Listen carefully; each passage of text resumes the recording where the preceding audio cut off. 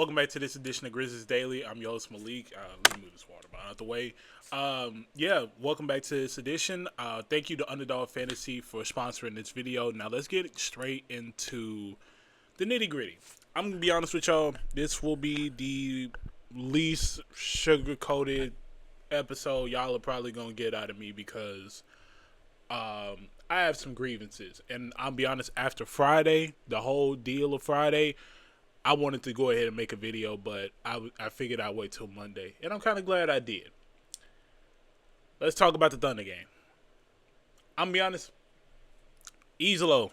Can't believe I'm saying this. I think I'm out on Isolo. I truly think I'm out on Isolo being the coach. This game, you have a 21-point lead against the Thunder. You blow that, but you still have, I believe, an 11-point lead with 3 minutes left, and then they go on a 14-3 run, and you lose the game. And I have so many things regarding this game that really just irritate me.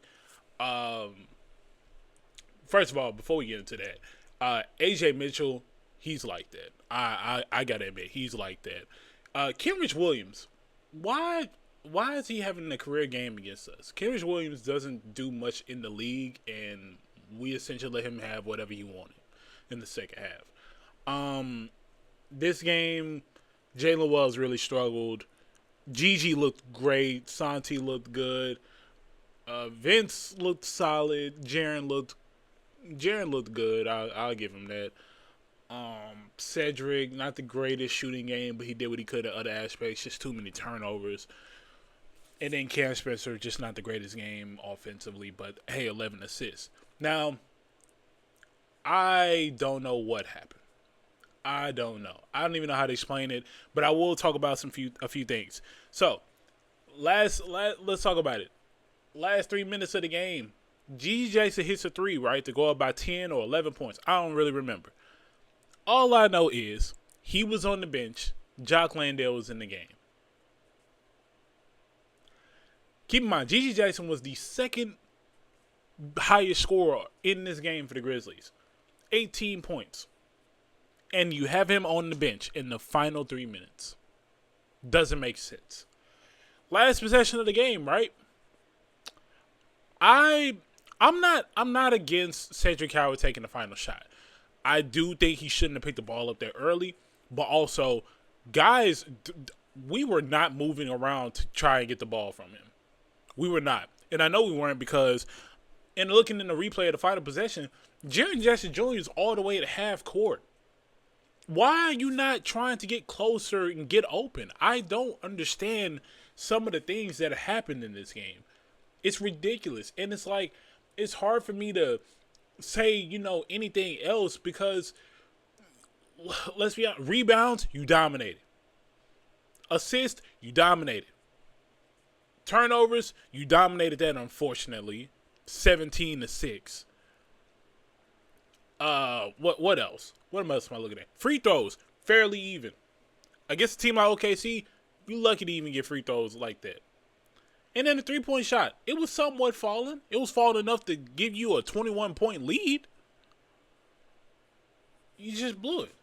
And that's why I say I think I'm out on Isolo, because some of the things that happened in this game really, really just irritated me, and it honestly, it was kind of it felt like a game where I was like, yeah, I'm not confident in him. But let's get into other things that happened in this game. Well, not in this game. That was the OKC game. I'm kind of done talking about it now because that was frustrating. Brooklyn, same case. If we're being honest, similar case, except you didn't have a big lead against Brooklyn. You were actually down. We were down by, I believe, 10 with like 3 minutes left. But luckily, the young guys stepped up. We went on a run led by Cedric. He finished with 21 points in this game. Hit the go-ahead three. Like I said, I have no problem with Cedric Howard taking the final shot. I really don't. Cam Spencer looked really good in this game. Playmaking-wise, he had 12 points. Didn't really shoot the greatest, but 13 assists, 3 turnovers. I can't complain about that. You did good. Jock did pretty good too. Jock Landale, when he's on, he's on. He actually play a pretty good game. when he's trying. As far as other players, though, Santi Aldama, really good game. Liked what I saw from him. 3 blocks, 8 rebounds, 15 points in 33 minutes. I liked what I saw from him. The only thing is Santi played more minutes than every starter, which is part of the problem that I have with Izalo right now. Other players, Gigi only got 10 minutes. I don't like that. I really don't, considering the last game, Gigi Jackson literally, I'm not going to say dominated every matchup that he had against OKC, but he played very good against him. KCP looked really good shooting the ball. Vince Williams Jr. struggled. That's why I said the inevitable Vince Williams Jr. return game happened, where he comes back, shoots good, and then he goes back down to the normal shooter that we know. But in this game, Jalen Wells once again struggled, and I got to be honest, I am really, really trying my best with Jalen Wells. I know it's a sophomore year, so the sophomore slump is inevitable, but right now, buddy, you are struggling. And I mean struggling bad.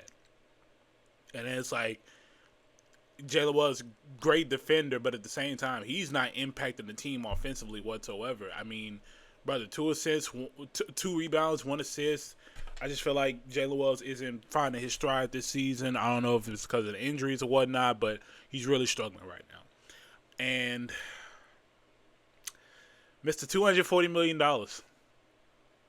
I can't sugarcoat this one. I cannot sugarcoat this one. I really can't. Good game defensively, even though you were in foul trouble. You were in foul trouble, but you found a way out of it. I can applaud you for that. 5 rebounds, all right. Hey, that's your average. I ain't tripping over that. 2 assists, hey, that's your average. I'm not tripping over that part. 3 blocks, great job. 3 turnovers, not really good. 8 for 8 for free throws, phenomenal. Hey, the Grizzlies didn't miss a free throw in this game. They went 18 for 18. That's a recipe to success right there. But the part that I'm not getting, 3 for 11 with 14 points. Without free throws, Jaren Jackson Jr. scored 6 points. But I'm supposed to give him grace. That's what y'all telling me. I'm supposed to give him grace. We got Mr. 240 M's right here, Mr. Playboy Cardi. I'm going to make an EP in the studio and wear all this dark clothing, big Playboy Cardi opium emo look, and he can't even score 10 points without free throws. What we talking about, man? This is why I be talking about. This is why I hold Jaren to the standard that he is. You're getting superstar money, and you mean to tell me you can't do good against Nick Claxton, Danny Wolf, and Day'Ron Sharpe? That's what you're telling me. But I'm supposed to believe he should be paid the same amount as a Chet Holmgren or even a Jokic or a Victor. That's what I'm hearing. That's what I'm hearing within the fan base. Just want to make sure we're on the same page here. But that's it on that. Now, let's switch gears. I know that was pretty long. Let's get back into it. We didn't get any updates from the team regarding the injuries. But luckily enough, the Michael Cole with the commercial appeal, by the way, very good reporter. He's very good. He's the main person that really, will get an answer from Izalo because he asked the pressuring question. So, shout out to Michael Cole. He got some updates regarding all the injuries and stuff from Thomas Izalo. And we'll just start off with Ty Jerome. So right here, the tweet says, Izalo said he doesn't see Ty Jerome's timeline matching up with the Europe games. He's ramping up and doing more, but it sounds like he's still more than a week away. So that tells me that Ty Jerome may be back around All-Star break, if I'm being honest. I know you said another week, but just knowing this team, he's probably not going to play until February. So something tells me Ty Jerome probably won't be back until right before the All-Star break. He also did provide an update on Ja Morant and obviously the calf contusion and all the rumors and stuff, which we will get to later on in the show. He said he asked Izalo if Ja Morant is being held out right now until a resolution is reached, or is this absence strictly based on the injury? And Izalo said it's strictly based on the injury, which is not hard to believe because Ja has dealt with a calf injury earlier in the year, so it's I'm not gonna say I don't believe it. It's very hard for me to believe, but I can see why he says that because he has been dealing with calf injuries. So he has a point right there. with Ja Morant, and obviously he didn't really get an update when it comes to, um, like the progress, which was kind of weird to me. That's why I say I find it hard to believe that it's just the injury. And then he provided an update on Edie. He says Thomas Isolo said he doesn't know the exact date, but an update is coming. So maybe a few days to a week.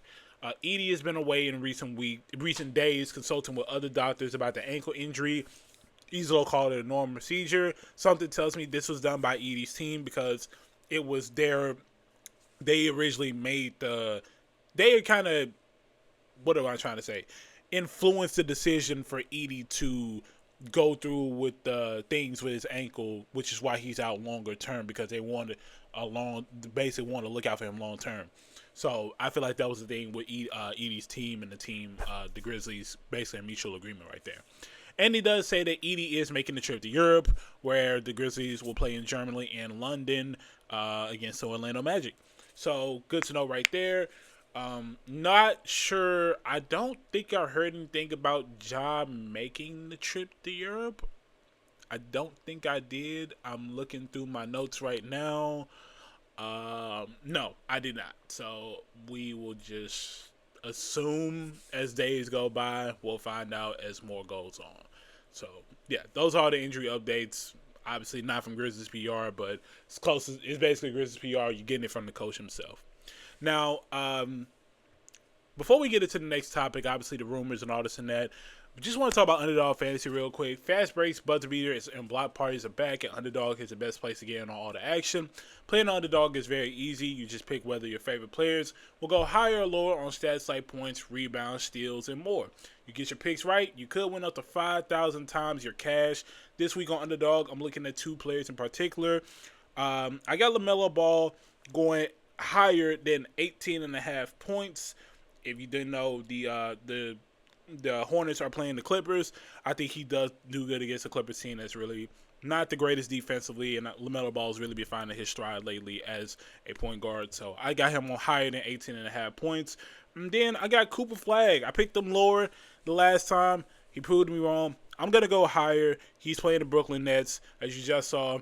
Hey, you can find your way against Brooklyn. You just got to have the right offense and not really struggle from the three-point shot. So I got Cooper Flag higher than 22.5 points. So you can download the Underdog app today. Just use promo code BasketballFan to score $75 and bonus entries when you play your first $5. That's promo code BasketballFan. Underdog is where you make picks and you win money. So shout out to them for sponsoring this video.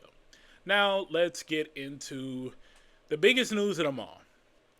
If you didn't know, basically the Grizzlies are taking calls on Ja Morant.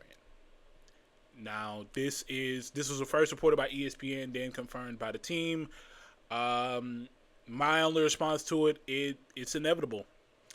It was inevitable. I don't really have any thoughts behind it. I'm going to give two perspectives of it because I've been seeing a lot, and I mean a lot of opinions on it, and some I've liked, some I've hated. So we're just going to go two sides of the spectrum. We're going to go to the side of why the Grizzlies should keep Morant and why they shouldn't. And I'm going to leave it to y'all in the comments to agree with me or not on which side. So let's talk about why they probably should keep Ja. In hindsight, and I'm going to pull up Ja's stats right here. I'm going to pull it up so that way we can be as neutral as possible. Because I really don't want anybody to think I'm favoring towards one opinion more than the other. If we're being honest, why they should keep him. This is a guy that has brought the Grizzlies back from that grit and grind era where we didn't know what the next direction was. You find that young guy. He essentially sets the foundation, has a great year, almost MVP-like, and he's the reason why the Grizzlies are where they are now. So moving on from that can be tough. It can be tough for the franchise and the city. Obviously, team energy would be different because you're essentially telling other guys, hey, you have to step up because we don't have the leader, the franchise of this team. And Ja is a guy who has proven to make the Grizzlies better over time. I mean, you got a good playmaker. He can drive, space the floor, get everybody open kind of thing. Obviously, he has struggled recently, but I do think that, well, in this thought that the Grizzlies should keep Ja Morant, it may be too early. It genuinely may be too early. I think if you really are looking to move on from Ja, I think it needs to wait until the offseason. Granted, you do take a risk in that with his value, because obviously his value is kind of shot. Anybody could tell you that. NBA executives are telling you that. So you play that risk, and you had the potential to give him an extension, because his rookie extension is almost up to an end. So you do play that card as well. Now I'm going to talk to the side that may not be popular with some. Why the Grizzlies should trade Ja Morant. And I can't lie, I have a lot of think pieces, because if you couldn't tell, if I got to be honest, there's a lot of pros and cons to this. But I add one more pro to the side of why they should keep Ja Morant. We haven't seen him. We have not seen him around this fully healthy roster. Got to get him time to flame out. Obviously, this offense is something that he's not really a fan of, and it shows. So it's something where it's like, I think if anything, I would say boot the coach, start fresh from there, and then see how it turns out going forward. Maybe he plays better. Who knows? Now, like I said, let's go to the side of why they should trade Ja Morant. Excuse me. All right. In the last, let's see. I'm on Basketball Reference right now.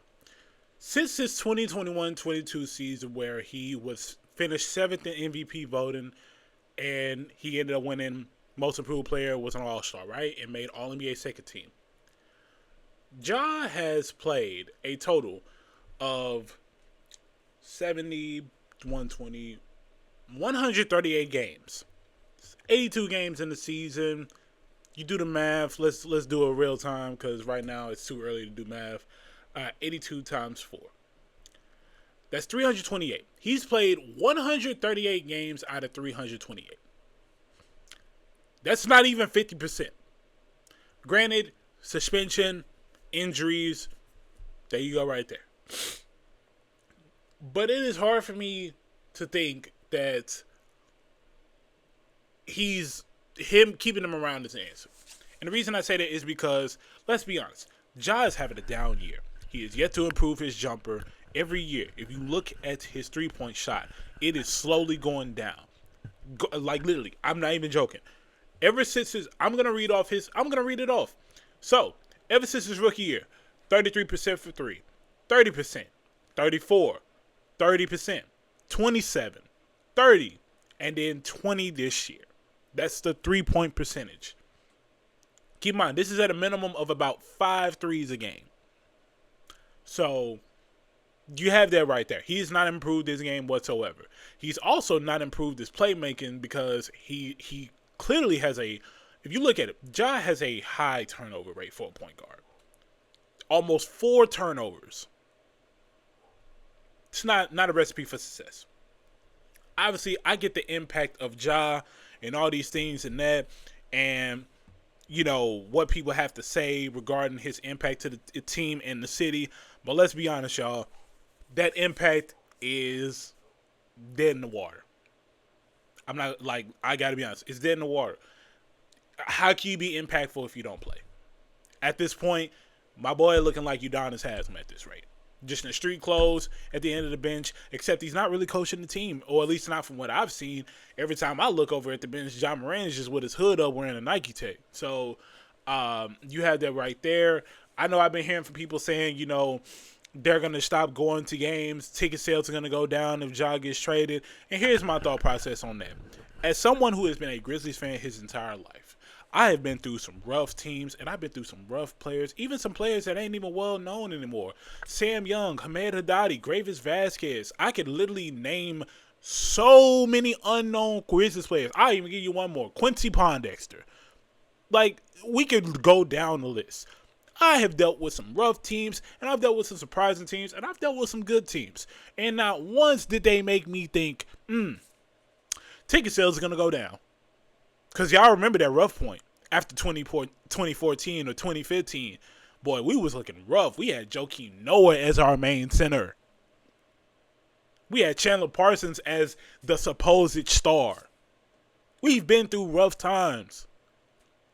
And I'm letting y'all know right now, one player being gone from the team is not going to affect the city, relocation, whatever. It's not going to happen. You want to know why it's not going to happen? Because last year, we literally saw Luka Doncic get traded from Dallas. Fans canceling season tickets. All this stuff right here. Everything that's going on. We saw all of that. And not once did anybody say Dallas was going to relocate. Let's be real, y'all. Ja may be the face of the city or whatever, but he's not bigger than the program. Not bigger than the program. That's just not the case. And like I said, he does not play. This is the point I'm trying to make when it comes to why they should trade Ja. Like I said, I've given you both sides, so you can't say I'm biased. You cannot say I'm biased towards one opinion. How do you expect to win a championship with a guy who can't even play the bare minimum to even qualify for awards? Like Jalen, how do you expect to win a championship with this kind of with him as the number one option? That's why I said the Grizzlies should have traded for a definitive number one option, because you make the experiment with Ja work. It ain't working. It's not. I mean, look, you can bring up the 40-point game against the Sixers. You can bring up the 35 from earlier this year. The problem is it's not consistent, which is what you expect from a number two option. Am I right or am I wrong? This isn't a Jaylen Brown situation where, he can step up while, Jason Tatum is out. Look, at the end of the day, when it comes to Boston, people will say, oh, Jaylen Brown maybe be number one. Tatum shouldn't be the number one option. He should be number two. At the end of the day, Jason Tatum will always be the number one option. Let's be honest. And this is the case right here. The Grizzlies need a definitive number one option. And I got to be honest, as someone that is a fan, because I'm seeing people like Gilbert Arenas say, the making the playoffs is some teams' championships. Well, whoop-de-doo here. I'm here to tell you right now, the Grizzlies don't need the playoffs to be their championship, because we're a team that's made the Western Conference Finals before. We've touched the Western Conference Finals. So what is this notion that, this is like the peak of the Grizzlies? And I find it ridiculous, because it's like, this is a franchise that can elevate. It really can. We've almost saw it. So it just really kills me that people really think this way. And I'm gonna be honest, I'm a person, I value championships over playoff appearances. Let's just be real. If that was the case, if we value playoff appearances over championships, what Bron did in 2016 with Cleveland wouldn't have mattered. It wouldn't have mattered as much. It wouldn't have held that much weight. So I'm coming here to say, at the end of the day, when it comes to the side of why they should trade Ja Morant, investing in the future, because this era, as much as we hate to say it, this era is not the same era that we had in 21 and 22 going into 23. It's not the same era. It may be time to give that up. Now, if you want my honest opinion, I don't think a trade happens at all. I don't think it happens at the deadline. But, hey, as more talks go by, we'll see. But that's my thought on that. I think, look, if they do trade him, make sure you get something that's good for the future. And to all those people that say if he does get traded and they won't buy the tickets and all this and that, look, keep that same energy, because if the Grizzlies come back and become a playoff team next year, I do not want to see y'all buy tickets. I want y'all to stay at home, watch the game, and say what y'all was doing. Wear your Ja jerseys in peace and move on. Simple as that. According to what people are saying, I'm just a messenger. Don't shoot me. Simple as that. Now let's talk about something else before we get out of here. I usually read y'all's comments, but we actually have a lot of news going on, so I had to kind of cut that segment for today. Basically, there's also reports, not necessarily confirmed by the team compared to the Ja news. There are reports that basically multiple teams around the NBA are expected to show interest in Jaren Jackson Jr. ahead of the trade deadline. This was reported by Jake Fisher. Pretty reliable source. So you had that right there. Now, it was already reported back in January 9th by Shams that the team was considering multiple paths forward. including building around Jaren. The only thing is, I don't think building around Jaren is gonna do anybody any good, because when I'm seeing Jaren without Ja and he being the main guy, it's like I don't see why he should be the number one option. I gotta be honest. I don't see why the team should be built around him, if I'm being real. And a lot of people kind of think that way too. Jaren's just not a number one option. That's the fact of the matter. I don't really know many teams that are targeting Jaren, or at least on the verge of making calls for him. I know I saw Milwaukee might emerge as a candidate. So that's one of the things right there. So that's why I said, hey, look, maybe the times are coming to an end. Only time will tell, but I do know that we are getting to a point where anything is up for grabs regarding the Grizzlies. And who knows, by the time February 5th happens, we may be looking at a completely different team. And if they do that, hey, Cedric Coward, you're the future, man. And look, you got the confidence for it. And if that ends up being the case, hey, look, I'm Grizzlies all day till I die. So, hey, I'm here for it. It's going to be an adjustment, but, yep, this is the times that we're living in. The trade deadline was not busy for the Grizzlies. It's getting busy now. So, that's where we're at. Can't believe I'm saying this, but here we are. But that's going to wrap up this edition of Grizzlies Daily. Like I said, this is a pretty lengthy one, so I really appreciate y'all for tuning in. If you're still here up to this point, make sure to like, comment, subscribe, and turn on post notifications so you get notified when the next video comes out. And Tuesday, maybe we have some more news regarding the deadline and things going forward. But like I said, turn on those post notifications so you get notified when the next episode comes out.